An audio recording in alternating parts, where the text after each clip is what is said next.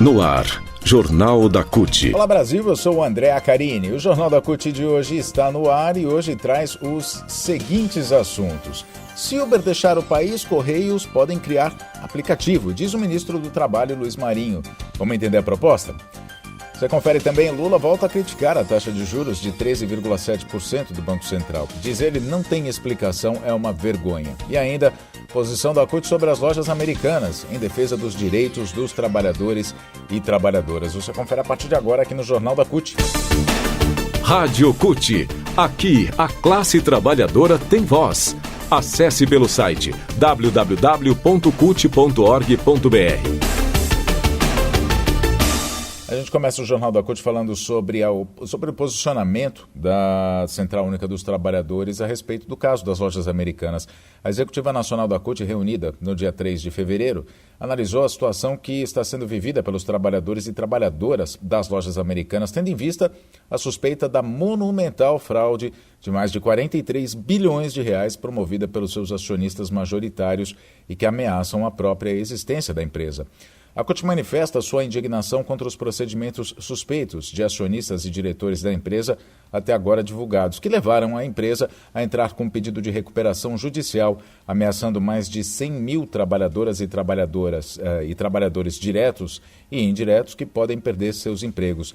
Também preocupa a Central Única dos Trabalhadores que milhares de empregos indiretos dos fornecedores, em sua grande maioria de pequenas e médias empresas, que ao longo desses anos cumpriram fielmente com suas obrigações funcionais e contratuais e agora se deparam com a possibilidade de falência caso as lojas americanas não honrem os pagamentos dos seus contratos. A CUT manifesta a estranheza e preocupação com o silêncio da grande imprensa frente a essa fraude monumental de 43 bilhões de reais que, além dos prejuízos para as trabalhadoras e trabalhadores, transformou em pó o patrimônio de milhares de acionistas minoritários que investiram suas economias nas ações da empresa.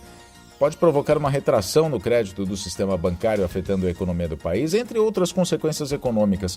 Enquanto isso, a mesma empresa dedica matérias diárias de fraudes e golpes de pequena monta que nem de longe têm a importância desse desastre promovido pelos controladores e diretores das americanas que tiveram lucros astronômicos ao longo dos últimos anos.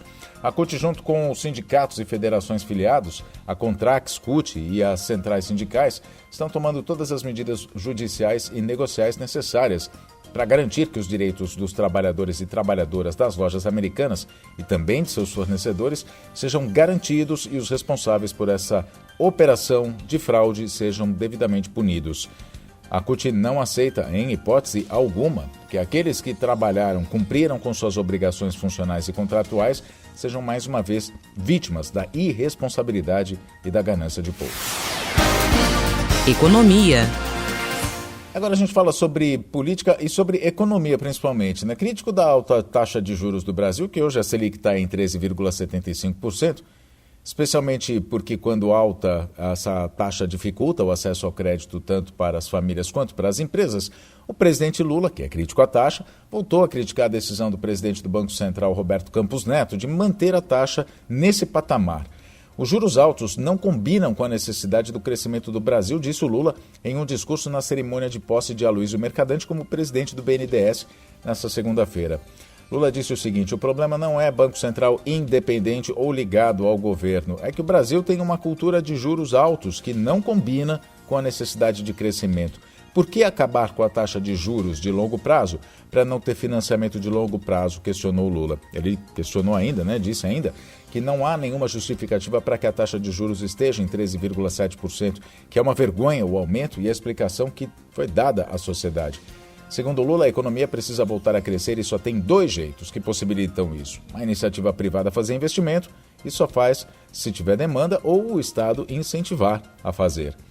Bom, depois de 6 meses estacionada em 2%, a Selic começou a subir lá em março de 2021. A explicação é que a taxa básica de juros alta, sendo mantida alta, controla a inflação. Dinheiro caro reduz o consumo e, com isso, os preços cairiam, mas a gente viu que não foi isso que aconteceu. Mesmo assim, o Banco Central continuou aumentando até chegar aos 13,75% em agosto do ano passado, patamar que se mantém até hoje.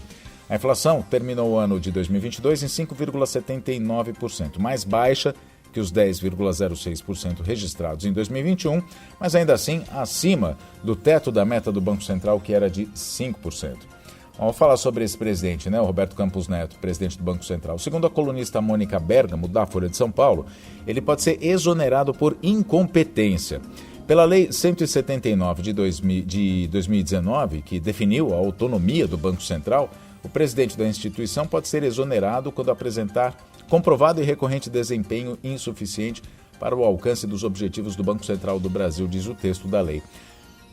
A exoneração, porém, teria que ser aprovada por maioria absoluta no Senado Federal.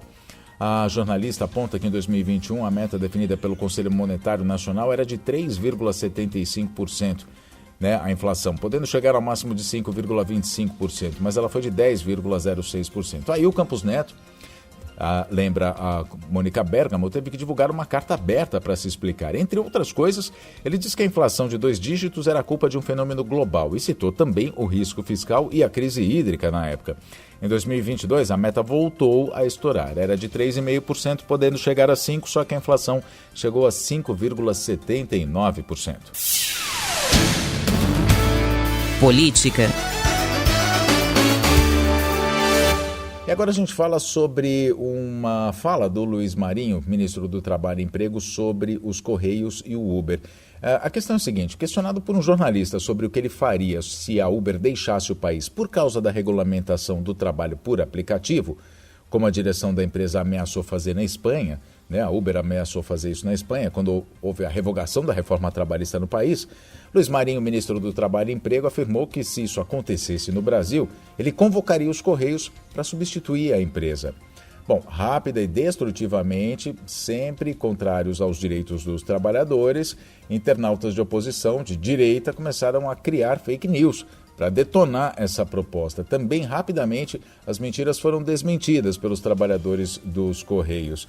Bom, em primeiro lugar, o que respondeu o ministro ao repórter do Valor Econômico? A entrevista foi na segunda-feira, dia 6. Ele disse o seguinte: me falaram, e se o Uber sair? Problema do Uber, não estou preocupado. Posso chamar os Correios, que é uma empresa logística, e dizer para criar um aplicativo e substituir. Aplicativo tem uns montes no mercado, essa foi a fala do Luiz Marinho. Mas aí os setores conservadores da sociedade distorceram essa fala e deram início à campanha então de fake news, dizendo que se o Uber deixasse o Brasil, os Correios passariam a atuar com a própria frota dos Correios para preencher a lacuna que seria deixada no país. Aí não faltaram críticas dizendo que os carteiros iam virar Uber e etc.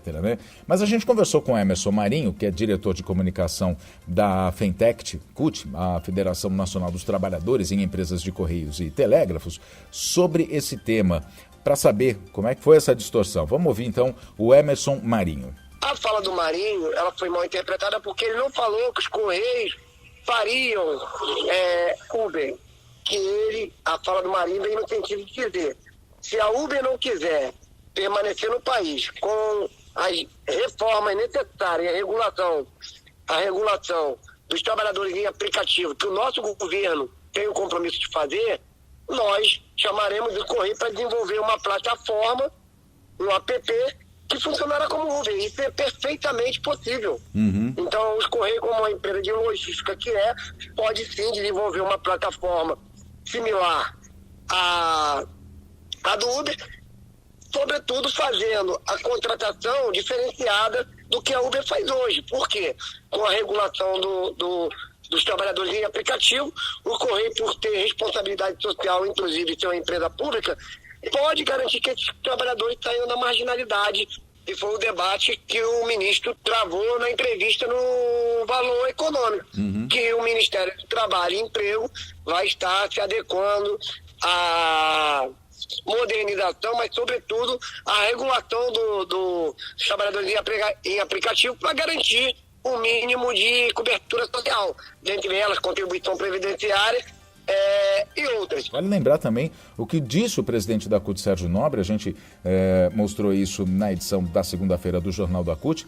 Quando disse o Sérgio Nobre, quando anunciou, ele fez um anúncio, na verdade, na sexta-feira, que as prioridades da Central para os próximos 90 dias são, primeiro, fechar um acordo para a valorização do salário mínimo, depois fortalecer a negociação sindical e regulamentar as relações de trabalho por aplicativo. né? Essa é uma prioridade da CUT para os próximos 90 dias.